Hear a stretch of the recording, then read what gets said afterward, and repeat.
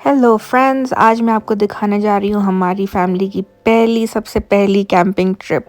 और हम जा रहे हैं बिग कॉटनवुड कैनियन।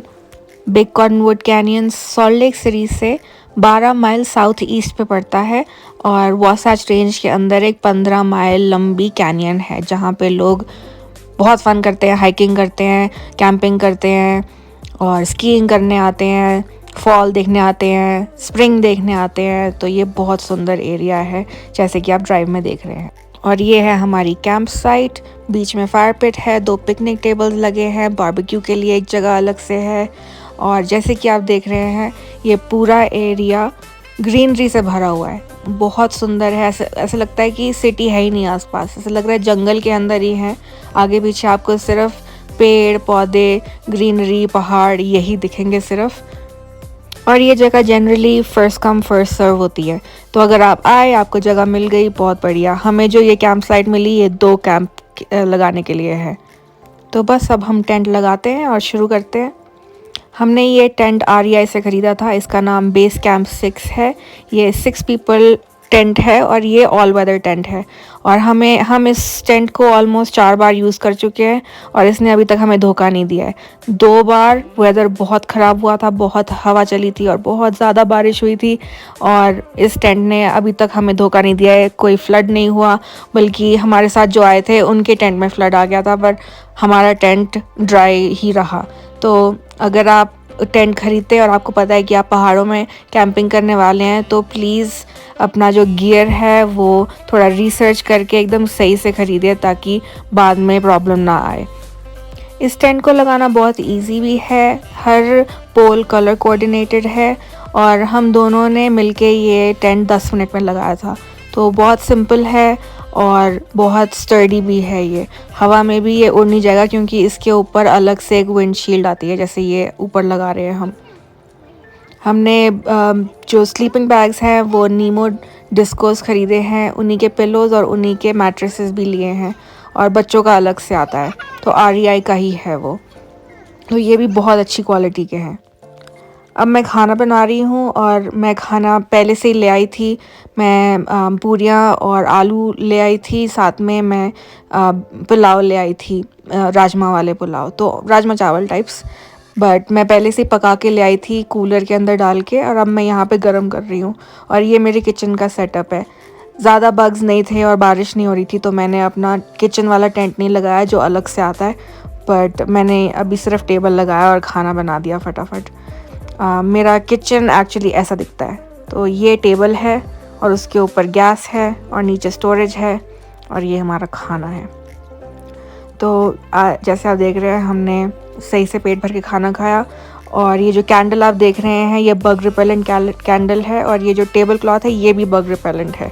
तो ये चीज़ तो प्रूव हो गई है कि ये दोनों काम करते हैं, क्योंकि हमने जितनी देर खाना खाया ना मच्छर ना कोई कीड़े कुछ भी नहीं आया हमारे पास। तो ये ऐसी चीज़ें बहुत काम आती हैं। और ये मैंने वॉलमार्ट से ही ख़रीदा है। ये जो टेबल क्लॉथ है ये भी वॉलमार्ट में मिल गया था कैंपिंग के सेक्शन में ही। और ये पानी का अगर आपको ब्लू वाला दिख रहा हो तो हमने ऐसे पानी के 2 रखे थे, इसके अलावा एक और अलग से जग था। तो क्लोज़अप दिखाती हूँ पानी का जो जग है वो कैसे दिखता है। ये ऐसे दिखता है, एक्वाटेनर नाम है इसका, और ऐसे हम 2 ले गए थे। और ये चीज़ मुझे बच्चों ने दिखाई कि हमारे कैंप साइट के बिल्कुल पीछे थोड़ी सी, जैसे 1 मिनट की वॉक पे, 1 मिनट भी नहीं, मे बी लाइक लिटरली पीछे खट बह रही थी। मुझे लग रहा था मुझे आवाज़ आ रही है कहीं से पानी की, बट ये बच्चों ने ढूंढा कि एकदम पीछे छोटी सी खट बह रही है और ये मुझे वही दिखाने लेके आए हैं कि देखो पीछे पानी बह रहा है। तो मुझे तो खट की आवाज़, पानी की आवाज़ बहुत अच्छी लगती है और मुझे रात को नींद भी बड़ी अच्छी आई। और हमने टॉयलेट का भी जुगाड़ किया था, पर लकीली वहाँ टॉयलेट्स बने हुए थे तो हमें यूज़ नहीं करना पड़ा।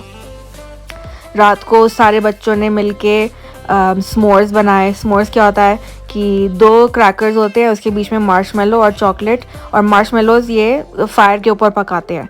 तो एक बार रोस्ट करते हैं मार्शमेलोज़ को, फिर वो मेल्ट सा हो जाता है, फिर उसको चॉकलेट के ऊपर रख के सैंडविच बना के खाते हैं। तो ये एक चीज़ बहुत अच्छी है कि अगर आप कैंपिंग कभी जाएं तो एक बड़े ग्रुप में जाएं या फैमिली के साथ जाएं, क्योंकि मज़ा तभी आता है, अकेले अकेले तो मज़ा भी नहीं आता है।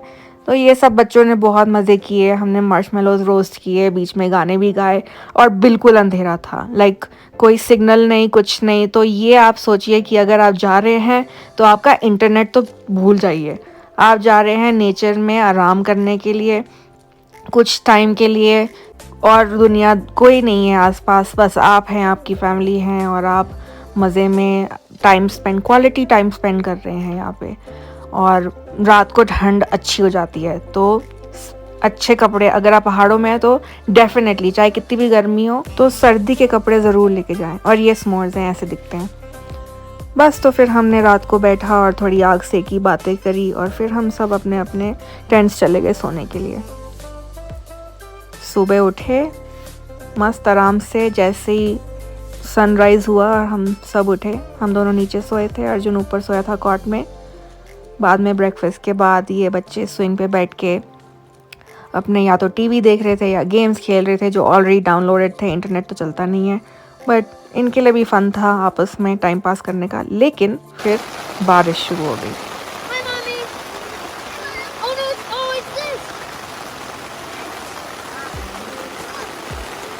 तो जैसे आप देख रहे हैं बारिश में भी हमारा टेंट ड्राई था, कोई इशू नहीं हुए।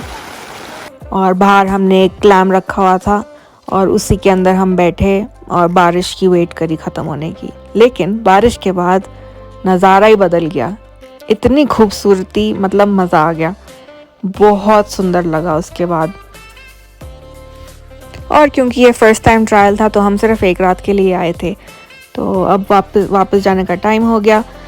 मैं बस इतना बोलूँगी कि अगर आप कैंपिंग जा रहे हैं तो एटलीस्ट 2 रात तो ज़रूर रुकिए, वरना मुझे तो वेस्ट लगता है इतनी मेहनत करके टेंट वेंट लगाना और फिर अगले दिन ही निकल जाना। तो आप अच्छा टाइम लेके आइए, 2 दिन 3 दिन रुकिए और इन्जॉय करिए। और व्यूज़, बस व्यूज़ ही देखते रहो, कमाल ही है।